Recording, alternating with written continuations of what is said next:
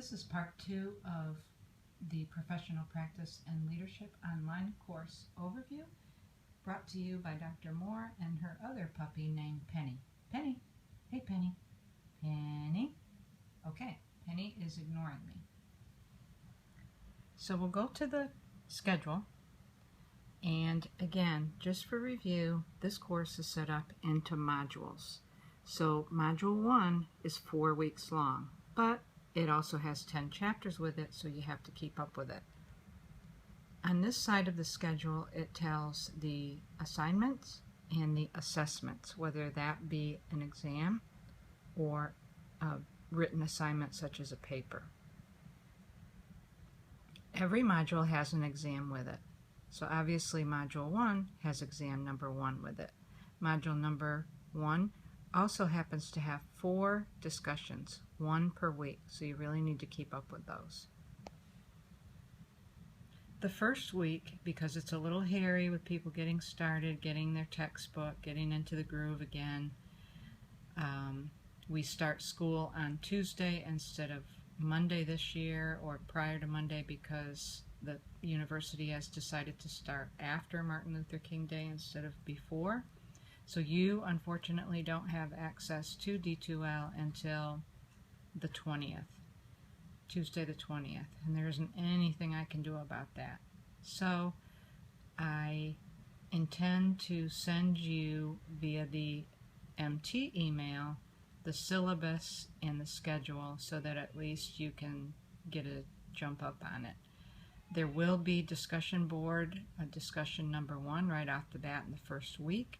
I will go easy on you that week and not grade you to the letter of the rubric that week, because it'll be, like I said, kind of a hairy week and a little bit shorter, and you'll also be doing your introductions that week. Near the end of the module, there'll be a week where the exam is open. You have to complete it by Sunday, February 15th, but it opens a week prior to that. You have 90 minutes to take the exam once you start it, and you only have 1 attempt. So be sure you start plenty ahead of 11:59 on Sunday night, because it'll time you out after that. I used to only give 75 minutes for these exams, and I have upped it to 90 to give you a little more time. Like I said, the study guide is merely a guide.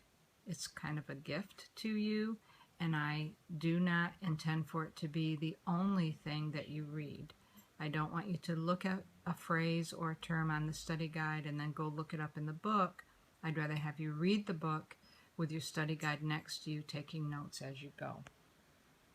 Module 2 is only 3 weeks long. There's a little less content there, and there will only be 1 discussion session during Module 2, but it will only be open for 1 week. So again, you have to pay attention to the dates.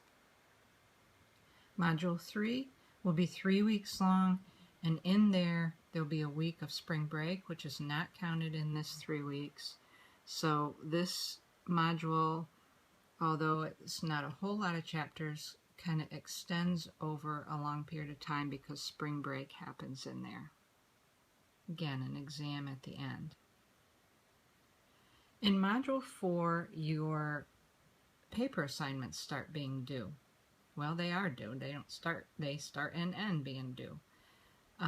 You have to start these way ahead. You should be starting to look for a professional organization meeting to go to right away, within the first couple of weeks of the semester. Because if you don't, you will run out of time. Meetings only happen ever so often. There are TNA meetings, there are board meetings, there are all kinds of meetings that influence nursing policy.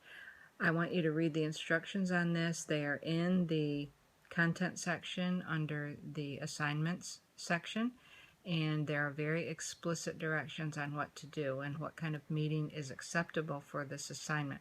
If you have any questions at all, email me, call me, put it in a discussion question so everybody can get the benefit of the answer. You also will have a group presentation due that same month of April near the end, because it's getting close to the end of the semester and I have to have time to grade everything. I will put you in your groups early, the first week or two of the course. It's never too soon to start working in your group and start making a game plan, because these assignments are all going to be due at the end and you can't leave everything to the last minute. You will also have one more exam at the end. It is not a comprehensive exam, meaning it's not on every chapter in the course all in one exam. It will be on these chapters right here, the final chapters that comprise actually module 4 in the course. The semester ends the week of May 4th. That's finals week, and the on-ground courses and the grades will have to be due near the end of the week. So I will expect you to turn things in on time. No late papers will be accepted without prior permission. I understand if things happen, but you need to negotiate those things with me so that we can work the plan, okay? So I think you're going to have a good semester. I think you're going to enjoy this course. This is excellent information. This is not a course for the weak at heart. This is a major course in your bachelor's program. This is one of the courses, one of the key courses that separates you from the nurse you were from the nurse that you are going to be now.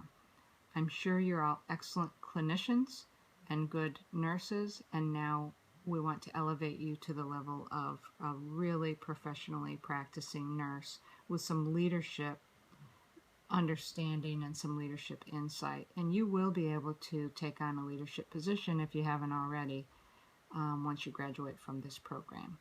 So holler at me if you have any questions. I'm happy to help. I'm available almost all the time. I practically live online. I have a cell phone and text all the time just like you do. So my response time is pretty fast unless something is going on that I can't be disturbed for some reason or other. So contact me anytime. I look forward to working with you. Have a great semester.